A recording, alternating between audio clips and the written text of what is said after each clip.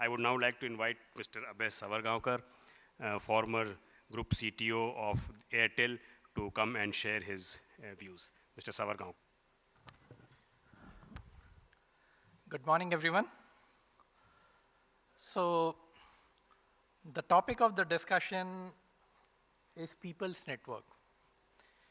And when we talk from a people network perspective, actually, the combination of multiple people and combination of how the networks cope with that increasing population and the manner in which the people are using that network has created, I would say, kind of an havoc for operators in India. And I would like to share some parts of that. So the topic of the discussion that I want to cover right now is what happened in the last 24 months in India. How did the networks manage to run the show in those 24 months when the growth was phenomenal? What is expected to happen in the coming years? And that is also not so many years. It could be maybe 24 months, it could be 36 months, we don't know for sure. But what is expected? And what do the networks have to do in order to manage that chain? So let's quickly go through what we experienced in the last 24 months. If you look at the consumption part of it, 4G customers, the base grew from 60 million to 410 million. So that's almost 7 times growth of the number of customers that came onto the network. And I'm talking pan-India numbers. What happened to the consumption as far as per customer per month is concerned? You know there is a 1 GB per day kind of a data plan which almost every operator is running in the country. The total consumption per customer per month has grown to the extent of 7 GBs.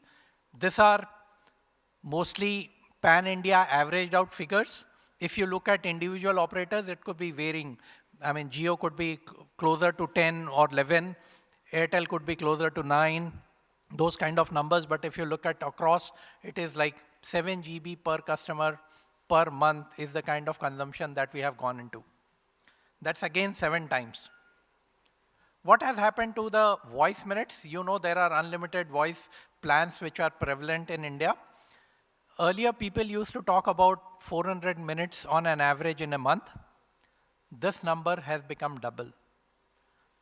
That any which way we are known as a talkative nation, but this is phenomenal. 800 minutes of people talking every month is an exorbitantly high number. And the worst part of it is the networks are expected to take care of this phenomenal growth in a seamless fashion. What did the networks do in order to manage this growth? Let us look at that. And I have divided the network broadly into three categories. Let's look at the radio part first. In radio, the principle is pretty simple. There are only 3 components into radio. One is the efficiency of the technology that comes into play.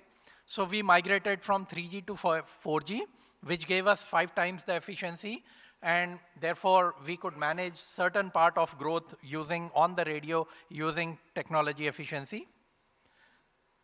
There is another piece which comes into radio, which is called the spectrum. So radio is all about 3 things. It's about technological efficiency, it's about spectrum, and the third thing is about number of BTSs. So if you are able to manage these things, you are able to manage the growth on the radio. So on spectrum, earlier in 3G world, we used to have 1 carrier of 5 megahertz, at best 2 carriers of 5 megahertz, which is 10 megahertz. Mostly in 4G, all the operators currently are using anywhere between 20 to 30 megahertz. So 2 to 3 times of spectrum has come in, which helped manage this growth. The third thing that came into existence as far as radio is concerned is the number of base stations.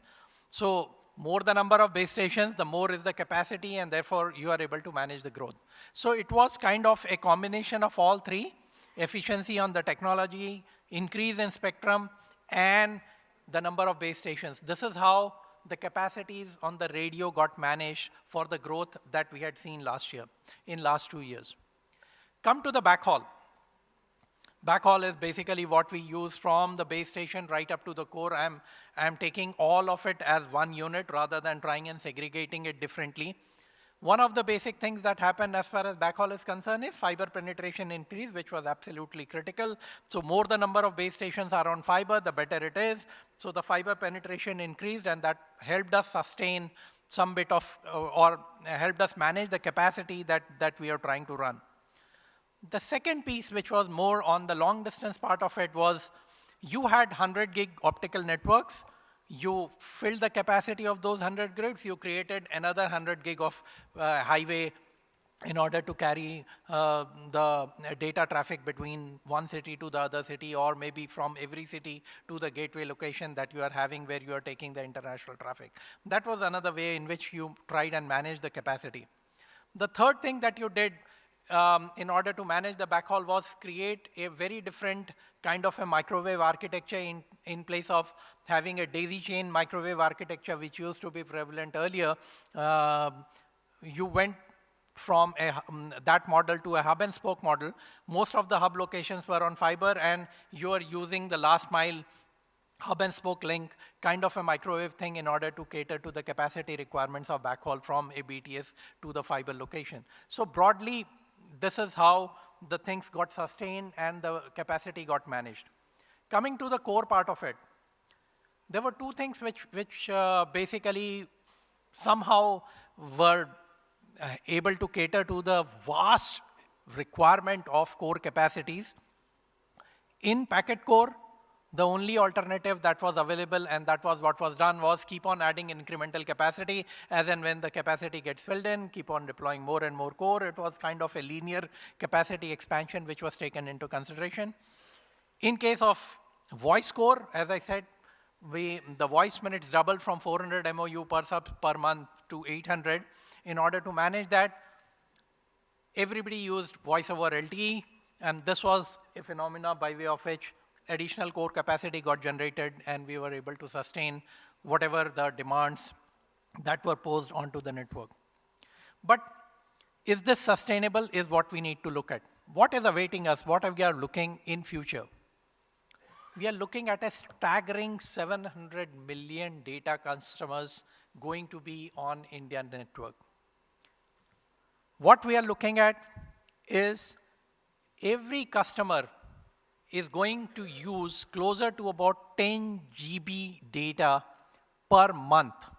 Now that's phenomenal amount of data to be seen for 700 million customers. On voice, if this 700 million customers start using 800 minutes per month, imagine the amount of voice that will be generated on this network. Now, one of the banes, I would say, of whatever expansions that we saw in the last 24 months, the volumes grew this much, but did the ARPU grow or did the revenue grow? Actually, it was negative. And that was one of the most impossible tasks as far as the operators faced during the course of last few years, wherein managing this kind of a growth without revenue growth was becoming impossible.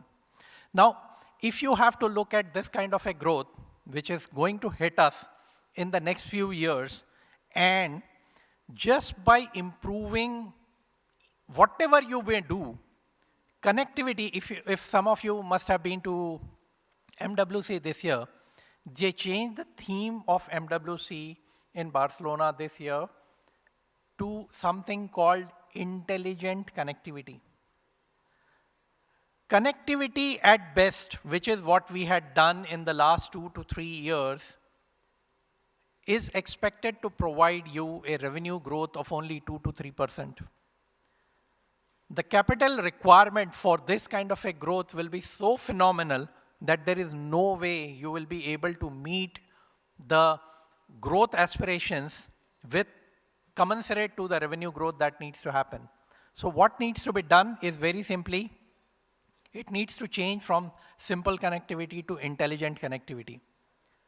And that was the theme in MWC this year, they called it intelligent connectivity. When they say intelligent connectivity, basically it is using connectivity for far more things than just providing basic data services or transporting data packets from one location to the other.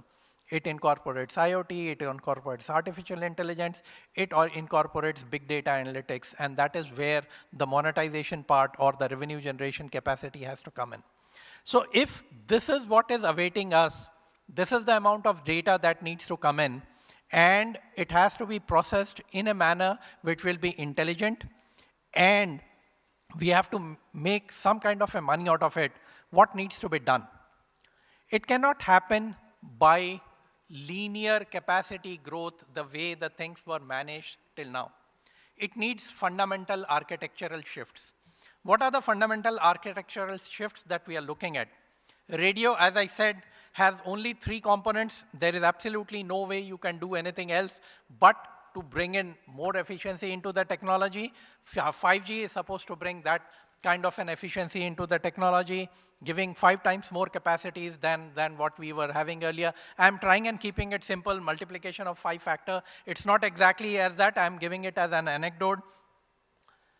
The next big thing that's going to happen with 5G is from 30 megahertz, we'll move on to 100 megahertz of spectrum, which will again give the kind of capacity on the radio. So both the efficiency of 5G and the spectrum enhancement to 100 megahertz will give the kind of capacities that would be needed on radio. Of course, the third factor, which is more number of base stations, always remains. So you keep on deploying more and more number of base stations. The multiplication factor of these 3 will give you the kind of capacity which can take care of the 700 million customers that I talked about on the data front earlier. But what needs to happen on the backhaul is going to be fundamentally different from what we are doing today. What is needed? Currently, if you look at it, all backhaul is done in more like a sequential fashion. If the data has to flow from New Delhi to Chennai, which is the gateway location for international cable, or to Mumbai, which is the gateway location for an international location, it needs to pass on through 3 rings. And every time that there is a growth happening, each one of the rings, the capacity needs to be augmented. Now, this is not a sustainable phenomena any which way. There's a fundamental shift in the technology which happened in data centers that's called spine and leaf technology, in which everything, wherever you want to reach, you can reach in almost 1 or at best 2 hops. So the long distance technology of taking optical data, whatever you want to take from one location to the other, needs to take up a fundamental shift, and that what we are looking at is taking spine and leaf technology out of the data centers and deploying it in the long distance network. So there is a fundamental technological shift that is going to happen, which will take care of the capacity requirements. The second fundamental factor that will take care of this, because it is going to be latency sensitive, it is going to be very, the requirements of data transmission have to be in nanoseconds. This kind of the orchestration or the decision that needs to be taken on which route to be followed, how it needs to be done, cannot happen any other way. There has to be an emphasis on orchestration and segment routing on the backhaul completely in order to make it sustainable and make it ready for 5G. So that's the second fundamental shift that's likely to happen. The third thing that's going to happen is, again, the same. Fiber penetration has to keep on increasing. The more the fiber penetration, the better it's going to be. So that still remains as one of the fundamental aspects in which the capacity will be taken care. Coming to the core part of it, and some part of it was touched by Ravi in his previous session, what he talked about. The fundamental difference that is going to happen in the core, both packet core and if we have to talk about IMS or VoLTE, they have to move out from some 20, 30, 40 locations that we are there today to closer to about, if you have to talk about India, closer to about 300 or 500 locations. And that would be a fundamental shift in the manner that has to happen. It has to sit nearer to the customer, and from that nearer to the customer location of the core, the data needs to go to the international location or the server location maximum in 1 or 2 hops. So it is going to be critical that there is a seriously distributed architecture that needs to be adopted as far as the core technology is concerned. And this distributed architecture has to be based, and this was covered by Ravi earlier in the session, that it has to be on control plane, user plane separation, CUPS architecture, that's what it is called. This will be fundamental, and unless until adopted in a mass scale, this is going to be really difficult in order to get it distributed to the level that we want to. The second piece that is going to be critical as far as core is concerned, and again, you saw in the previous session which Ravi presented, it has to be on a shared cloud. Now, if the IMS and packet code are both on the shared cloud, it's on the same cloud in a distributed environment. Alternatively, when the data traffic is high, you can use the same resources for PACO, and when the voice traffic is high, you can use the same resources for, it is true virtualization. Today, the kind of virtualization or the cloud architecture mostly adopted is, I would call it as a pseudo virtualization, because although it is virtualized, it is not flexible in terms of being used across multiple VNFs or functional domains, as we may call it. It is going to be critical in order to be taking it to the level where it makes sense for us in order to grow in a manner which will be flexible, which will be robust, and which will be good enough for us to extract as much intelligent information that we can from all the network resources that we are deploying, and then use it for monetization. Because connectivity in itself is not going to help in generating revenue. But the intelligence based out of the connectivity is what would be needed in order to generate the revenue that is needed to sustain this kind of growth demand that's likely to happen. Thank you. That's all. Thank you so much, Abhay, for that very, very insightful talk. I think the role that you played in building the Airtel network, I think, has really proved that a technologist, when he dons the hat of a business head, has a lot more to add and a lot more to contribute. So thank you so much once again for this very, very insightful and good presentation.